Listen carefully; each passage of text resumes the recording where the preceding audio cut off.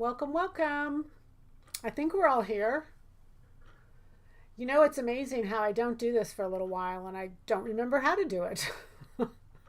So hopefully tonight everybody's here and you can hear me. And I know there's a little bit of a delay. So we'll wait for a little bit and just say hi to everybody and just see that you all are here. Welcome, welcome.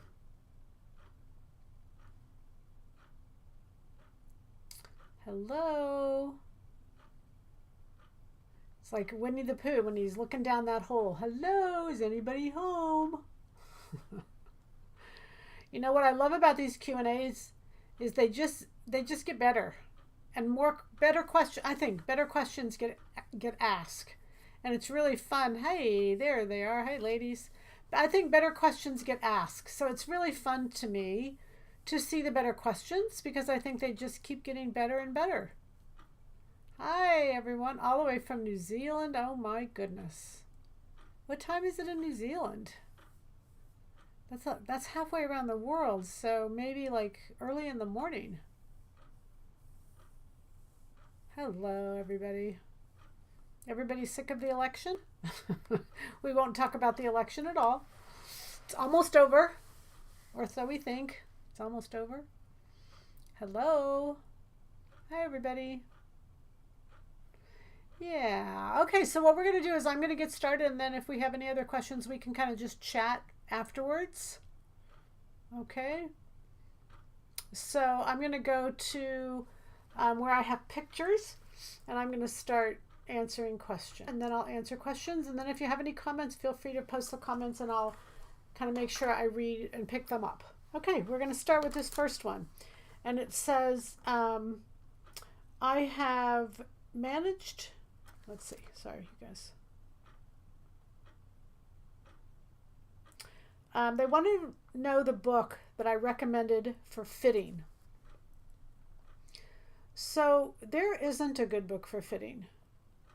This is a book that I recommended for flat pattern, and I think that might be what you're referring to, but I want to make sure you understand that pattern making and fitting are two different things. The process of actually creating the style, creating the design, is simply a matter of rules. Getting that design to fit is what we talk about is when I've gone through and described LCD. All right, so two different things that we really deal with. One is pattern making and then fit. But just because you make a pattern doesn't mean it will fit. And I think a lot of people really misunderstand that. But this is the book I had in college, Norma Holland. This is a 3rd edition, Pattern Making by the Flat Pattern Method. You can find it in used bookstores. You can kind of find it all over. You just have to look a little bit. And if you don't find it right away, you know, it'll come back up. I highly recommend this book. It is our pattern making video in a book. I took the book and I made a pattern making video because I felt people learn better by video. But that, you know, you learn better by the best way. Some people learn better with a book in front of them. So it's definitely your call to be able to do what you think. Hi, everybody. Hello, hello. Victoria, you have our prayers. You have our prayers, sweetie. We are with you. Not personally, but we are with you in spirit. You have our prayers. Okay, second question. I just shortened the bottom, and by shortening it, I just cut across the bottom, cut across the hem. Is that the best way? All right, so let me explain to you about that. I got a picture here. So what you want to notice is the red line. Let's say I'm 5 feet tall and I just whack off the bottom. In some cases, when you just whack off the bottom, what you will notice is that the bottom circumference changes. And that's not a bad thing. It is what you might want the bottom circumference to change. But whenever you just whack off a bottom, whether it be a blouse, whether it be pants, skirt, doesn't matter what it is, the circumference of the hem is going to be altered. Now, so you can just whack it off. I'm a big believer in whacking it off and then knowing what circumference you want it to be and going back in and altering the circumference. because to me that makes a lot of sense, and making sure that's accurate. So I'm always one to take off the bottom. I rarely do I put a lengthen or shorten. Do I use that lengthen or shorten line? Rarely.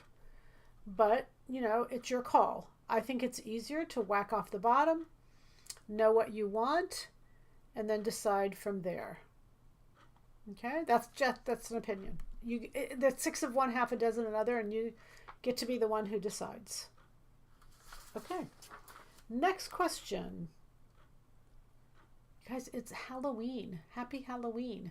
If I'd remembered it was Halloween, I probably wouldn't have done this. I've had so many ding-dongs that, I'm afraid I'm missing them. But, I'm trying to do both. Different kinds of machines. Regular sewing machine, serger, cover stitch. What's the difference between all of them? And do some machines have a cover stitch function? Okay. So this is picture number 3. What a cover stitch does is it hems and does an overcast at the same time. Okay, so it does 2 things at one time. So if you see the cover stitch picture there, what it does is it finishes the hem, finishes the edge, let me say that correctly, it finishes the edge, as well as you can see it puts a double stitch. So the top part is the right side and the lower part is the inside. What a serger does is it just finishes edges. But if you put 2 edges together, it will sew them together. It has 4 threads typically. 3 thread if you just want to cover. But a serger is not a cover stitch machine. However, there are sergers that have cover stitch options on them where you can just simply serge, or you can change it. I had one by Viking, but it was too complex to me because I didn't know the machine. I'm sure somebody would have a different opinion, but to me it was just complex to change it back and forth. However, it does save you a lot of money. So if you want to do something like that, if you want to have one machine and have it go back and forth, I would take every class. I would make sure you understood that machine, because I really think if you understand the machine, I don't think it becomes that hard. I think it becomes, just like threading. If you know how to do it, it becomes really easy. But if your goal is to save the money and invest the time, and I think that's sometimes what it comes down to. I think it comes down to how much time you have. Learning a machine, learning 2 machines, takes time. So if you have time and can invest in learning one, just figure out how much time you have and how much time you want to devote to the process. And I think you have to just be really honest with yourself. But I do think that it's it's an individual choice. I don't think there's one right answer for everybody, because we all have different budgets. Hi everybody, look at all these people coming in. Do you always fix the length first? I think so. It's LCD.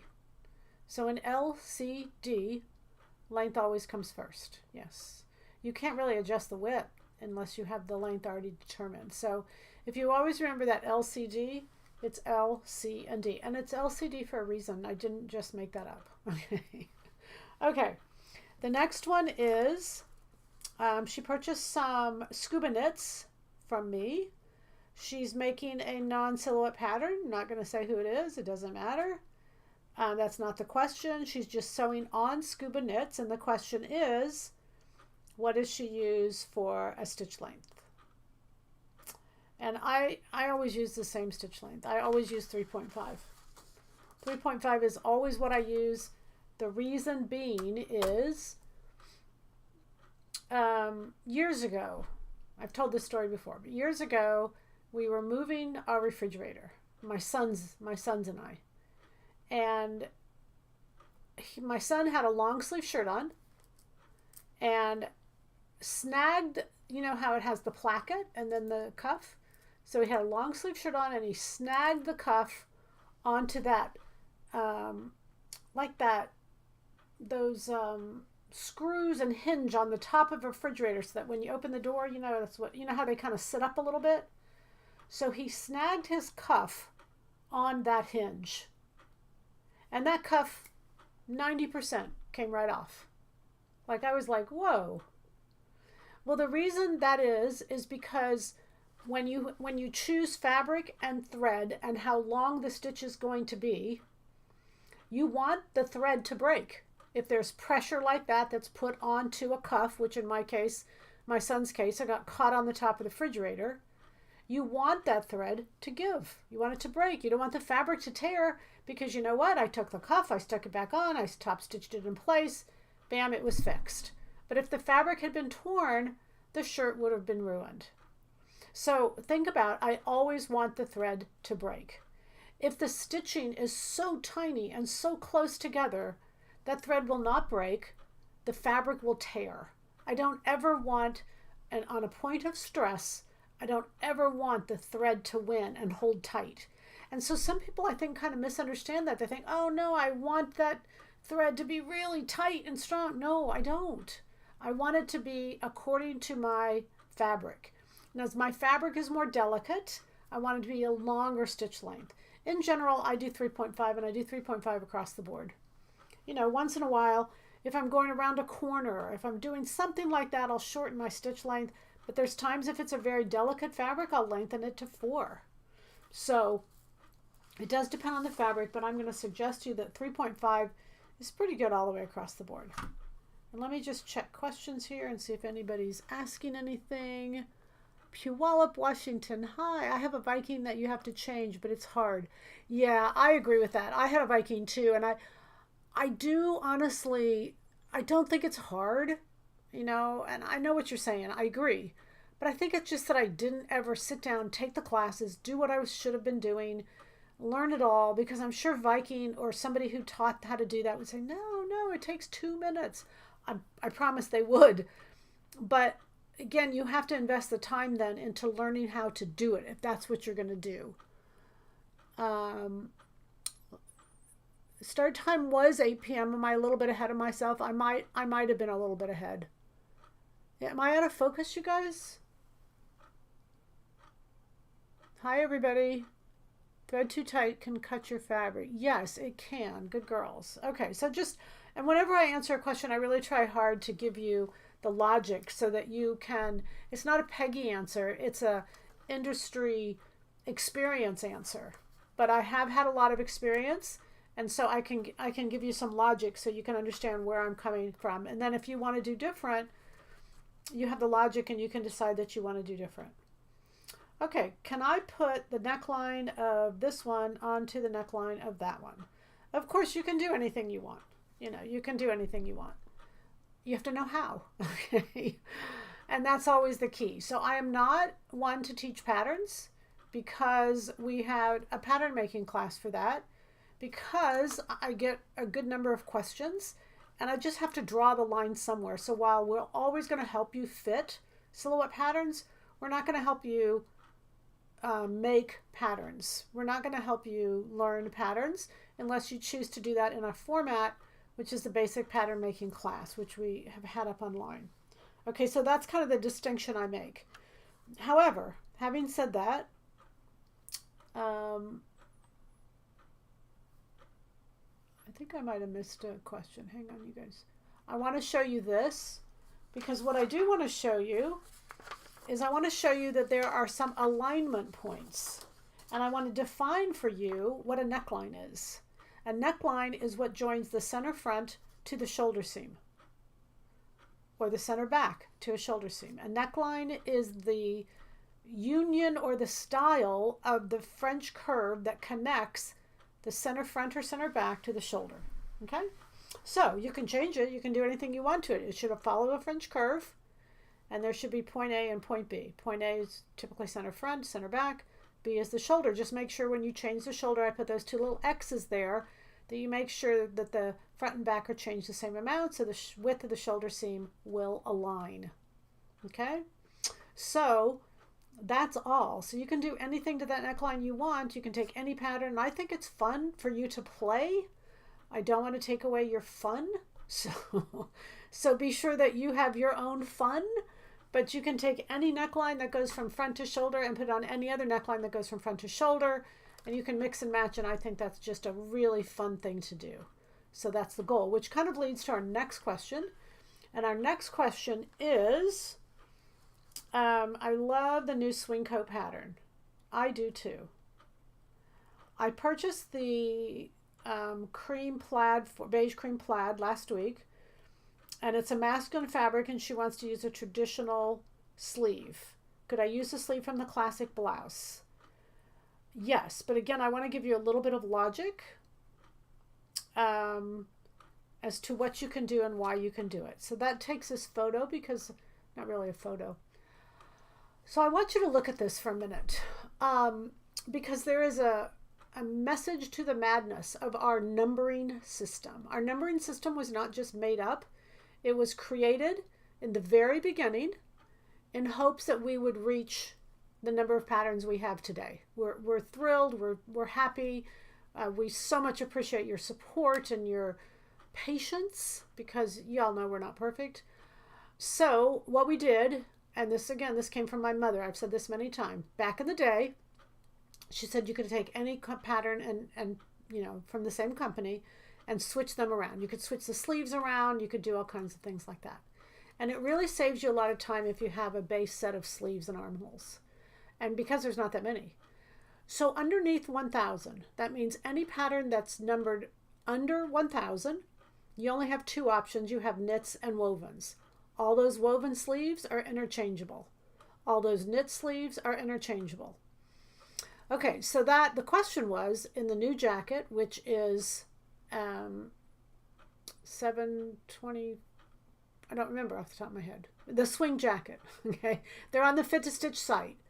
The swing jacket has a new sleeve, and when I put out a new garment, I try really hard to change up the sleeve so that you can take that new sleeve and put on classic blouse. You can do all kinds of things with it. So that new swing jacket, because it is a woven pattern, 600 is the base. If it were a knit, which it's not, but if it were a knit, the base would be 195. So all of your sleeves and armholes for everything below 1,000 is either a knit armhole and sleeve or a woven armhole and sleeve. Then we have 1,000 to 2,000, and those are all jacket. They have shoulder pads, but some are jackets with shoulder pads if the pattern calls for it, and others are jackets with no shoulder pads if the pattern calls for it. So those are the two options you'll have, but you can switch them around again as long as you take the armholes with them. And then the 4,000 series, which is dresses, they have knit tops, they have woven blouses, or they have jackets, which are the three categories that we saw in the beginning. So example 4,200 is a jacket that has a shoulder pad. 4,218 is a knit top, so that would be interchangeable with all the knit sleeves. Okay, so I hope that this is just a base. We've said this many times. People have said to me, why can't you put that on the site? Well, I don't know where to put it. It's on there under Q&As, but nobody's reading it. It's okay. We'll bring it up every once in a while, and we're bringing it up more often, just so that you can be aware of where it is and how to use it. The whole goal, we don't need the numbering system. We did it for you all. Okay, can't stay till the end. Happy Halloween. I know, happy Halloween, you guys. Oh, you can't stay till the end. Happy Halloween. Yes, happy Halloween to you. Thanks for being here as long as you can. Okay, so this next question, you guys, and I know I always try to keep these to 20 minutes. This is a question that is about a vest that I was wearing. And I was wearing a brown fur vest. And she has stretch leather. And I'm going to show you the brown stretch vest first. And I just kind of did a, screenshot. This is the brown vest that I had on. Love this vest. Oh my goodness. It's so rich. It's really pretty. So I know you can't see it here, but on the sides of this vest, this is pattern 251. 251 is Geraldine's vest. And on the sides there, I used a black leather.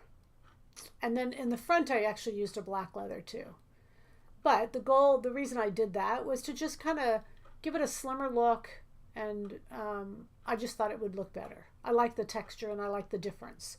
Her question is, could she use a stretch leather in place of a leather? And yes, you could. However, stretch leather is like twice the price of regular leather. Now, if that's what you have on hand and you want to use it, there's no problem with you doing that. But you don't need any stretch because this is a vest. There's no sleeves. There's no stretch there to be had. So it comes down to there's no reason that you need the stretch leather.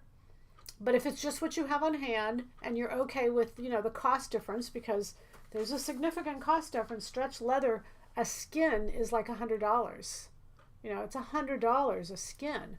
So it's considerably more expensive. But, there's lots of times I do things and I just throw cost to the side because it's what I want. It's what I need. It's right in front of me. Okay, this next question. I understand how to eliminate the dart on pattern 195. And we don't really ever say eliminate it. And I know that she's not trying to be technical, but you can never eliminate a dart. You can move it and release it. I don't want that to be misunderstood. You said I couldn't eliminate a dart. You never eliminate a dart. You move it and release it. But she understands how to do that. She understands how to move it and release it. The question is how to true the hemline. Well, you can't, the hemline will never be trued. So hear me out on this.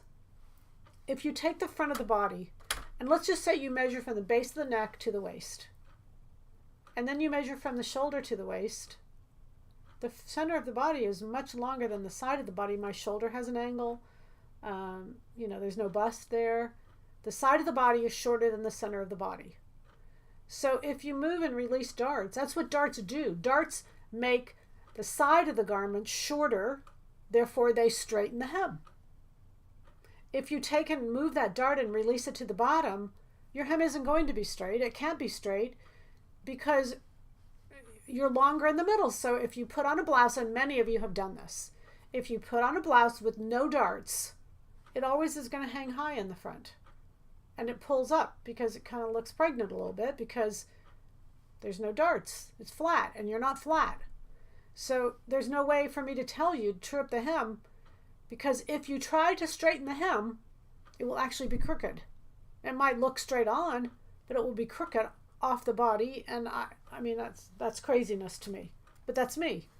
You can make it crooked and therefore, try to straighten it, but there's no method. She asked me, what is the correct method? There's no correct method. The correct method is to have a dart, and therefore the pattern and the body match one another. Sometimes, you guys, I think I'm too much of a purist when it comes to this, but just, sorry. Okay, then this is the last question. I know I'm past time already. This is a pattern about number 90, the twisted wrap pattern. Why do you need 1 yard of fabric when 2/3 will suffice?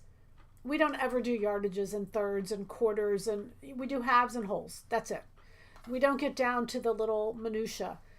And to me, that's minutia. Now, if you want that, buy the pattern, lay it out on fabric you already have, and say, oh, I only need 2/3 of a yard.